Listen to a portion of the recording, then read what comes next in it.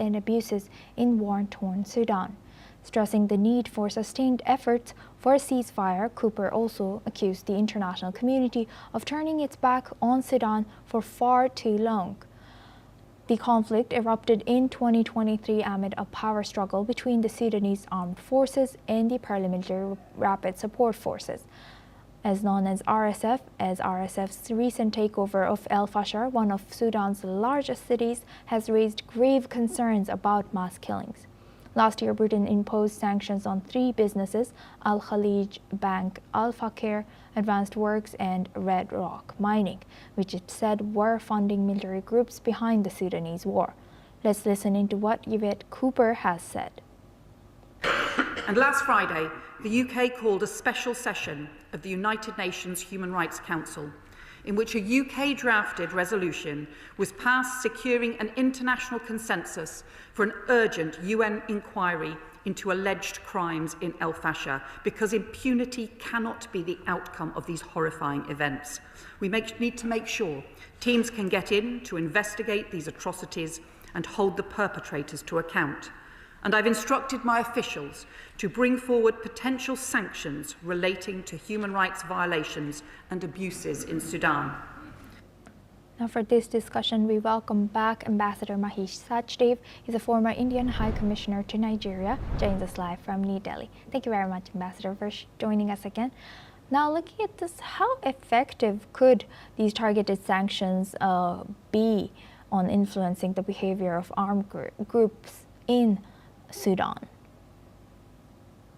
I think one can have 2 opinions about it. Firstly, there have been sanctions on various perpetrators for a long time in Sudan of these violent acts, but these sanctions have remained largely ineffective. There's International Criminal Court investigation against the past president of the country, al-Bashir himself, but that ex-president continues to be behind bars in Sudan without having been surrendered to the ICC. Britain, which was the last colonial master of Sudan, together with Egypt, has special links with that country. But one could also attribute a bit more cynical motives to the move that UK government has belatedly taken by talking about human rights in Sudan.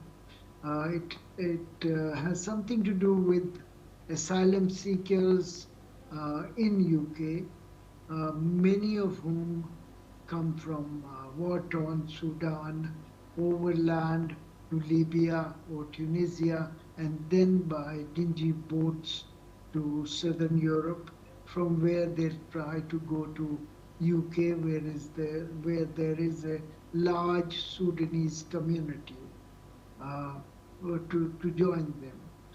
So when UK is trying to curb the illegal immigration from France, only last week measures have been announced.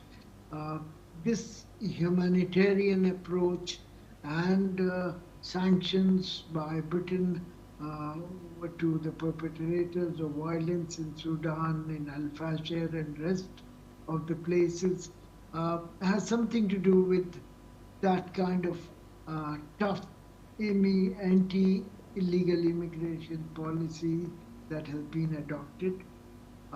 It may have also something to do with the regional divide, where 2 of the more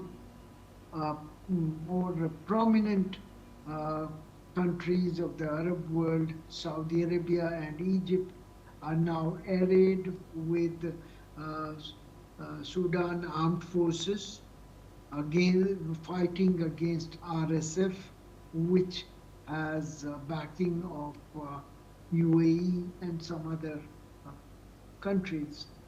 So by seeming to be toughening its position vis-a-vis RSF for Al-Fasher massacres, uh, the British government may be trying to sort of attract the attention of Egypt and Saudi Arabia and Qatar for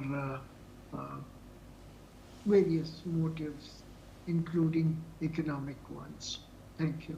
Thank you very much for sharing that deep insight on Africa Brief with us, Ambassador Mahesh Sachdev, for joining us and sharing that insight throughout our news. Thank you very much.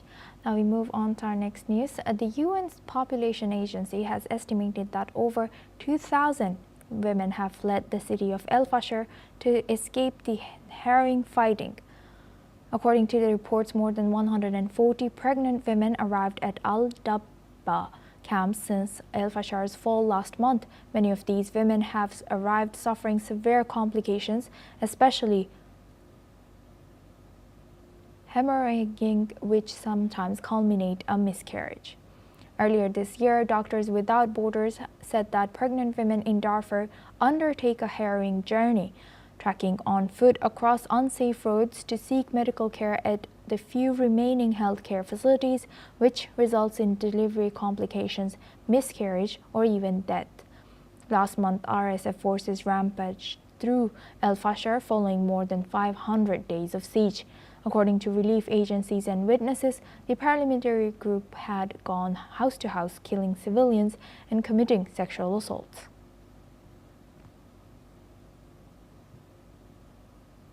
Now we move on to Zambia. Zambia is set to host China's premier